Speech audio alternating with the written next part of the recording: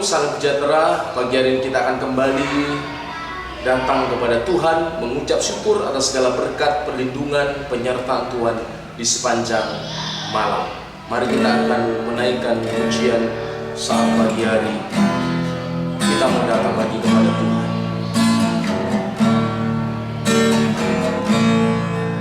Saat pagi hari ku datang lagi menghadap Tuhan dan rendahkan diri, mengucap syukur buat hari yang Kau beri, ya Tuhan.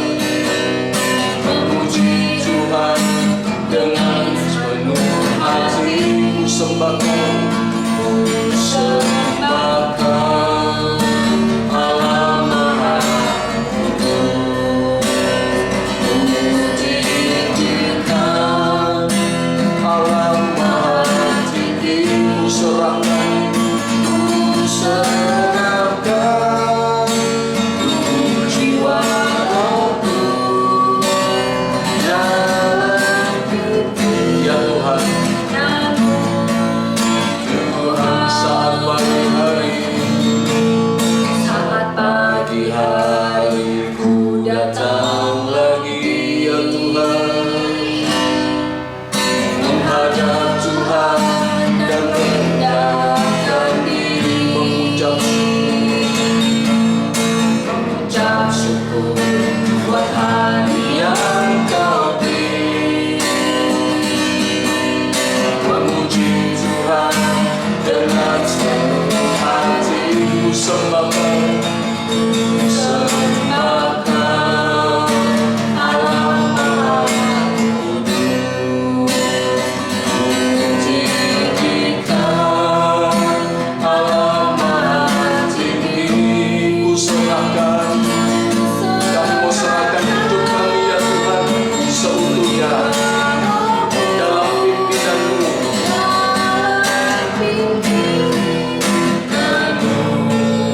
Tuhan, ku sembah Kau, ku sembah Kau, Allah Maha Kudus. Puji Kau, ya Allah, Allah Maha Tinggi, ku serahkan, ya Tuhan, tubuh jiwa roh kami dalam pimpinan-Mu.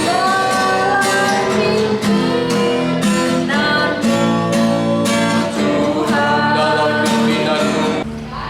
Terima kasih ya Bapa, Kau sungguh Allah kami yang sangat baik Ya buat Tuhan. kami Tuhan. Tak henti-hentinya kami mengucap syukur dan Ya. terima kasih padamu Bapa, bahwa Kau Allah yang sangat baik, teramat baik dalam kehidupan kami. Saat ini Tuhan, sebentar kami akan mendengarkan sebagian dari Ya Allah. firman-Mu. Pakai lidah bibir hamba-Mu dalam berkata ya Bapa. Ya Tuhan. Agar kami Tuhan boleh mengerti apa yang Kau mau dalam kehidupan kami. Biarlah firman-Mu ini boleh berubah setiap karakter yang tidak baik. Ajari kami Tuhan, untuk kami boleh lebih lagi menyenangkan hati-Mu, Ya. lebih dari hari kemarin ya Bapa. Terima kasih ya Bapa. Berikan kepada kami tanah hati yang subur Bapa, agar benih firman-Mu yang tertanam dalam hati Ya, kami Tuhan. berakar, bertumbuh dan berbuah dalam kehidupan kami ya Bapa. Jadikan kami sebagai saksi-saksi-Mu terang dimanapun kami berada ya Bapa. Terima kasih Tuhan, terima kasih Roh Kudus. Hanya di dalam nama Tuhan Yesus Kristus kami berdoa. Haleluya, amin. Amin. Shalom, salam sejahtera di dalam nama Tuhan Yesus. Pagi hari ini kita akan kembali mendengarkan kebenaran firman Tuhan yang akan menjadi penuntun bekal dalam kita menjalani hari ini di dalam kekuatan Allah. Nah, dalam kesempatan yang lalu saya sudah menyampaikan tentang Injil Matius, tentang pendahuluan lebih dulu, yakni makna Injil. Injil artinya kabar baik, kabar sukacita tentang Allah yang mengasihi kita, dan kasihnya Ia buktikan ketika Sang Firman itu menjadi manusia. Itu adalah bukti kasih Allah yang tidak terbantahkan dalam hidup kita. Sehingga kita jangan lagi pernah berkata, aku menjalani hidup ini seorang diri. Jangan lagi kita berkata, tidak ada seorang pun yang peduli dengan aku. Mungkin orang lain dalam keterbatasan mereka sebagai manusia, suami saudara, istri saudara, orang tua saudara, anak saudara, gembala sidang mungkin bisa dalam keterbatasan mereka sebagai manusia luput, lalai dalam memperhatikan kita. Tetapi Allah yang kita sembah, yang kita kenal dalam pribadi Yesus Kristus, Ia tidak pernah lalai sedikit pun dalam memperhatikan kita. Ia mengasihi kita, dan kasihnya itu bukan basa-basi. Kasihnya itu bukan hanya dengan perkataan, tetapi Ia buktikan melalui tindakan nyata ketika Ia datang ke dalam dunia menjadi juru selamat bagi setiap kita. Inilah kabar baik. Inilah berita sukacita yang harus kita syukuri, yang harus kita terima, bahwa sungguh hidupku dikasihi Allah, hidup saudara dicintai Allah, sehingga kita boleh menjalani hari-hari dengan penuh keoptimisan. Allah beserta dengan aku. Tantangan boleh ada, gelombang badai hidup boleh menerpa perahu kehidupan kita, tetapi aku berjalan bersama Yesus. Aku menaiki perahu hidupku ini. Ada Yesus yang bersama aku. Dia yang mengasihi aku. Dia yang mencintai aku. Kabar baik tentang apa juga Injil itu? Kabar baik bahwa Allah mau menjadi Tuhan dalam hidup kita. Ialah pemilik hidupmu. Ialah pemilik hidupku. Hidup ini indah dimiliki oleh Allah, karena kita tahu Dia Tuhan yang baik. Dalam kitab suci dikatakan Tuhan itu baik dan senantiasa berbuat apa yang baik. Dengan kebenaran ini kita boleh meyakinkan dalam diri kita, dalam hati kita, bahwa tidak ada satu rancangan kecelakaan pun yang dibuat Tuhan atas hidupku. Dan Tuhan memang pernah berfirman dalam kitab Yeremia, Aku ini mengetahui rancangan-rancangan apa yang ada padaku mengenai kamu. Jadi Tuhan tahu, aku tahu apa yang kurancangkan atas hidupmu, yakni rancangan damai sejahtera. Tuhan katakan bukan rancangan kecelakaan, tetapi rancangan damai sejahtera untuk memberikan kamu hari depan yang penuh harapan. Haleluya. Sungguh luar biasa Allah yang kita sembah. Ia hanya merancangkan sesuatu yang baik, dan itu adalah bukti ketuhanannya. Ia merancangkan sesuatu, dan Tuhan ingin kita hidup dalam rancangannya. Sejak awal Tuhan sudah merancangkan sesuatu yang baik bagi Adam dan Hawa. Di Taman Eden Tuhan mempersiapkan mereka, melatih mereka sebelum mereka menjalani secara penuh utuh tanggung jawab mereka sebagai Tuhan, sebagai khalifah, sebagai wakilnya Allah atas bumi yang Tuhan ciptakan ini. Tuhan melatih mereka lebih dulu di Eden. Tuhan memberikan tanggung jawab yang kecil. Kalau engkau sudah dipercaya dalam tanggung jawab yang kecil di Eden ini, maka bukan hanya Eden, karena sejak semula dalam kitab Kejadian dikatakan supaya mereka, manusia itu, berkuasa atas binatang, atas burung di udara, atas ikan-ikan di laut. Manusia menjadi pemimpin karena manusia adalah mahkota ciptaan Allah. Luar biasa rancangan Allah sejak semula bagi manusia. Tetapi karena tipu daya dosa dan kita gagal melihat rancangan Allah yang baik, kita tergoda oleh tipu daya si ular tua itu yang berkata rancangan Tuhan itu nggak baik. Tuhan itu hanya ingin merancang sesuatu yang jelek dalam hidupmu.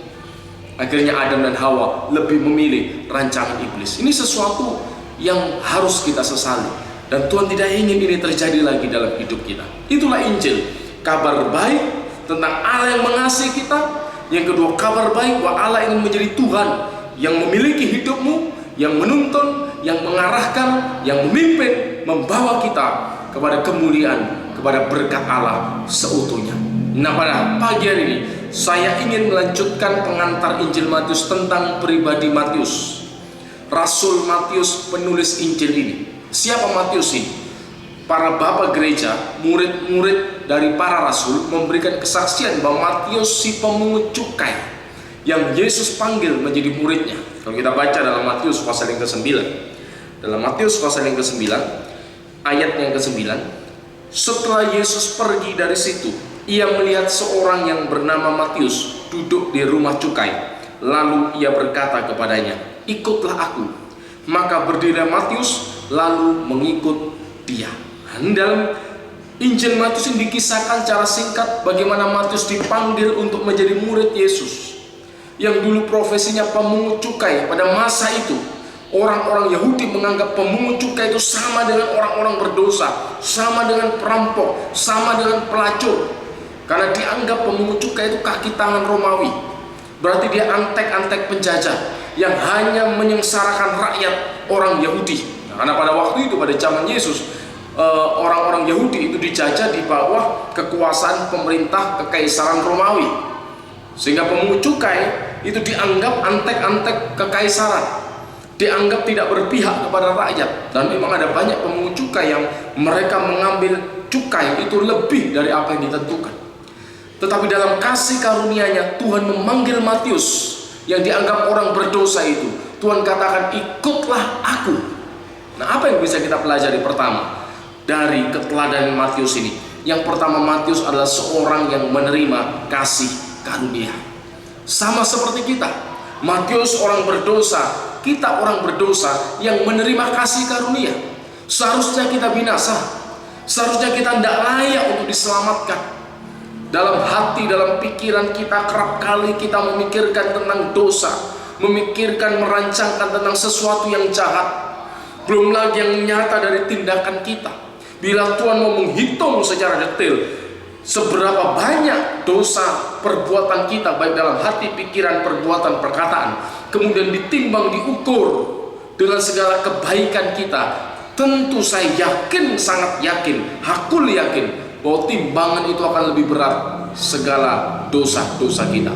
Dengan demikian, kalau menggunakan hitungan dosa dan kebaikan, maka tidak ada satupun di antara kita yang layak untuk masuk surga. Tetapi puji Tuhan, dalam Kristus Yesus Ia berkasih karunia, Ia menyelamatkan kita. Sama seperti panggilannya kepada Matius, hai Matius, engkau memang orang berdosa, engkau memang orang yang tidak layak, engkau memang orang yang tidak pantas, tetapi hari ini aku berkata kepadamu, ikutlah aku. Bukan segera dipanggil untuk ikut Yesus, itu satu panggilan merupakan kasih karunia, tetapi juga ajakan untuk meninggalkan pola hidup yang lama. Jadi panggilan Kristus itu ada konsekuensi. Bukan hanya kita bersuka cita, aku sudah dipanggil, diangkat menjadi anak-anak Allah. Aku yang dulu berada dalam kerajaan gelap, tetapi dipindahkan ke dalam kerajaan anaknya yang terang. Tetapi di sana ada konsekuensi. Kita pun harus belajar meninggalkan pola hidup yang lama, karena kita sudah menerima kasih karunia. Dan Paulus memberikan nasihat kepada jemaat di Korintus, jangan sia-siakan kasih karunia Allah. Kita yang sudah menerima kebaikan Allah, jangan disia-siakan, jangan dianggap murahan, karena kasih karunia Allah yang Tuhan karuniakan kepada kita itu dibayar dengan harga yang mahal. Dan kematian Yesus di atas kayu salib menjadi kurban, menjadi tebusan bagi kita. Kita yang seharusnya mati, kita yang seharusnya binasa, Ia menggantikan posisi kita, sehingga kita memperoleh kembali hak hidup. Bahkan keberadaan kita diubah dari kutuk menjadi berkat.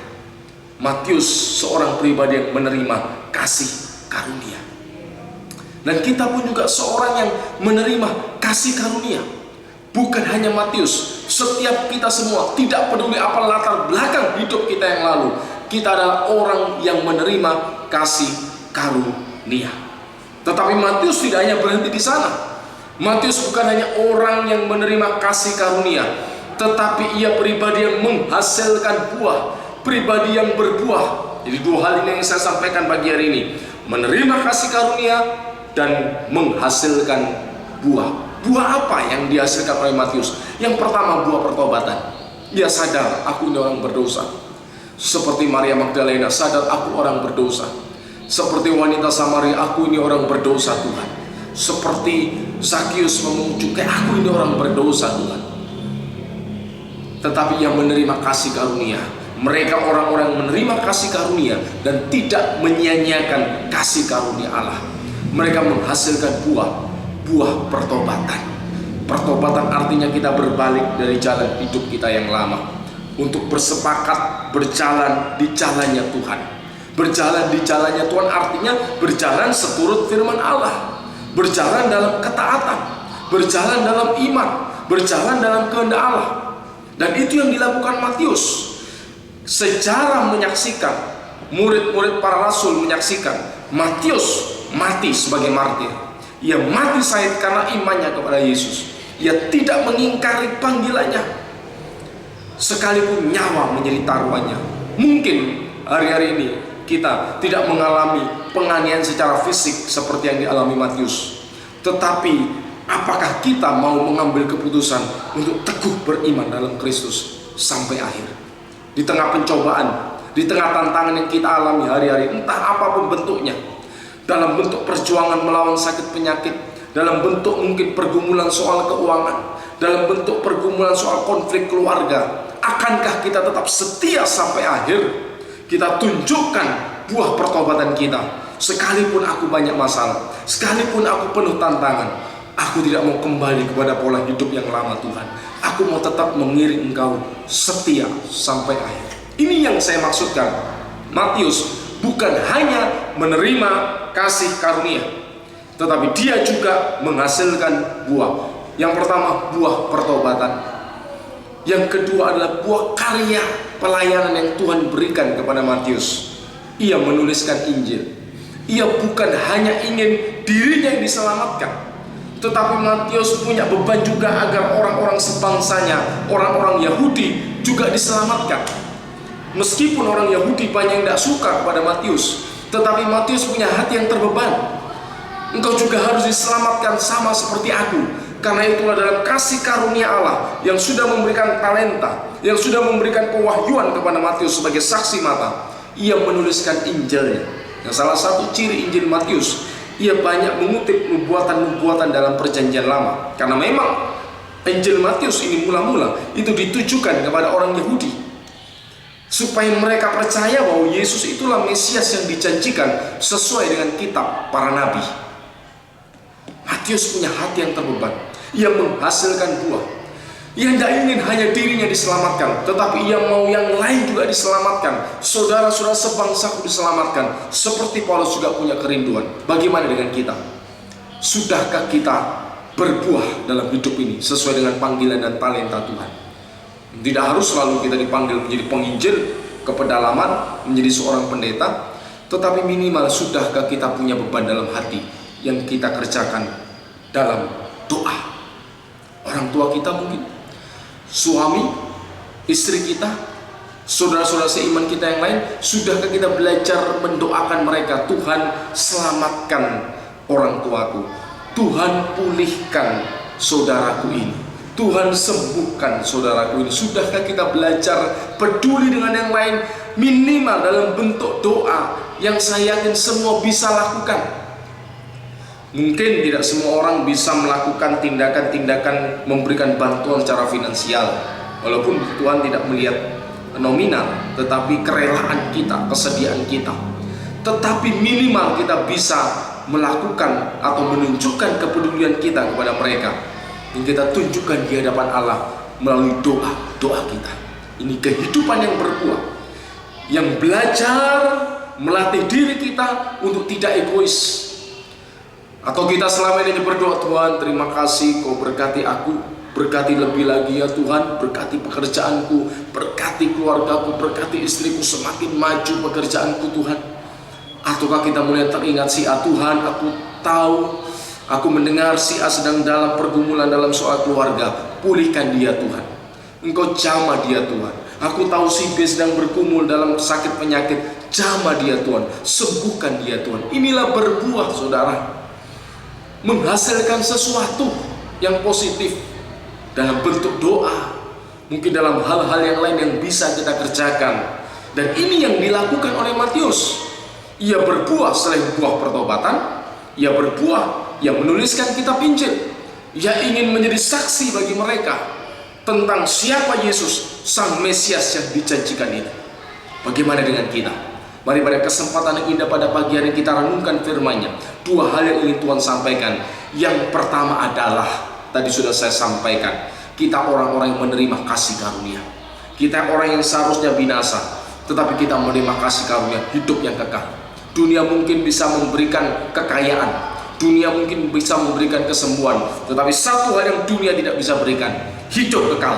Dan itu hanya ada di dalam Yesus. Dan bersyukurlah saudara boleh mengaku dengan mulut, percaya dalam hati Yesus adalah Tuhan, dan janji Tuhan kita yang percaya kepadanya akan diselamatkan. Tetapi keyakinan itu juga ada konsekuensi. Tuhan ingin ayo tinggalkan pola hidup yang lama.